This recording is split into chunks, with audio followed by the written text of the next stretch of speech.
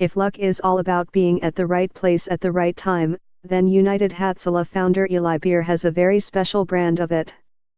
His path to success is one not only of luck but unabashed Israeli chutzpah. You need the combination of a great organization, which it is, but you also need some chutzpah. And I think the fact that I have that chutzpah is so important, he told the Jerusalem Post. Be the first to know, join our Facebook page. Function, D, S, ID, var JS, FJS equal D get elements tag name, S, 0, if, D get element bid, ID, return, JS equal D createlment, S, JS.ID equal ID, JSSRC equal / connect facebook.net/n_us/all JS number XFBML equal 1 and app ID equal 1634148068997, FJS parent node insert before, JS, FJS, document, script, Facebook JS SDK. Beer puts that unique combination to work every day when it comes to raising funds for an organization that since 2006 has treated 2.5 million people. The nonprofit, which started with 15 people, now boasts more than 4,000 volunteers.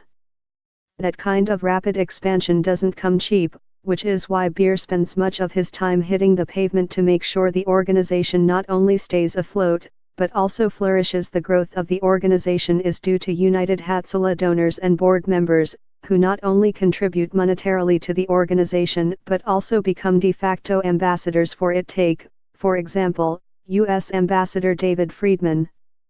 During his Senate confirmation hearing where he was vetted by legislators to see if he was fit for the position, Friedman spoke about his role as one of the original board members of United Hatzalah. You supported an organization called United Hatzalah, an Israeli organization of first responders who weave through traffic using advanced technology to save lives, Zen.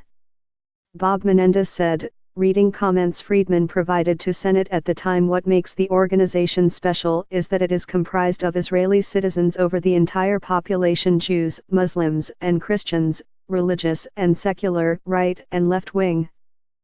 They all operate under a single credo: treat patients in the order of the severity of their infliction, and never let any other considerations, political, religious, or otherwise, influence your commitment to saving lives, he added. When asked if that philosophy drives his attitude toward Israelis and Palestinians in general, Friedman answered in the affirmative. I was in Israel this past summer at a session in the Knesset when an 8-year-old boy gave an award to a Muslim volunteer at United Hatzalah.